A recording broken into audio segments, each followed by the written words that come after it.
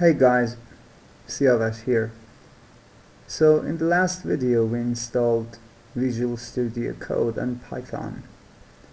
Well, usually you see in the other videos that they install Python and they use virtual environments and stuff like that. Well, as a beginner you don't need all that. Virtual environment is exactly what it sounds like. It is a virtual environment. It's basically a folder or a directory. So when you create a virtual environment, you activate it and then you install Python into it. So basically Python installation will be contained in a folder.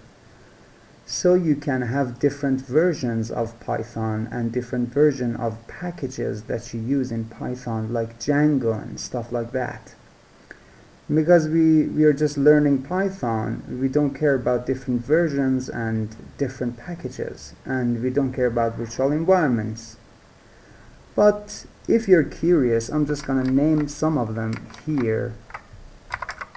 So you can use virtual env. That's one of the good ones. It's a standard, it's very good. And recently you can use Conda. These are good virtual environments that you can use pipenv to install, but we don't need them. I'm just saying this so you know what's going on, and if somebody talks about these things you would understand what they're talking about. So these are virtual environments.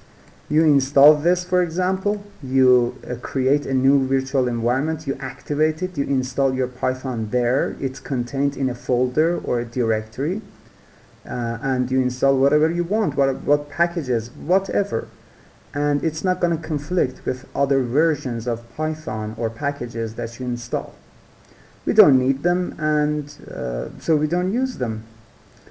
That's about it. I just wanted you to know about virtual environments. And remember, do not confuse virtual environment with environment variables. Environment variables was that variable thing that we talked about, that Windows needs it to find stuff here.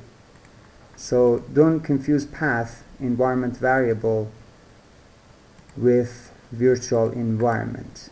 So I'll see you in the next video. Thank you.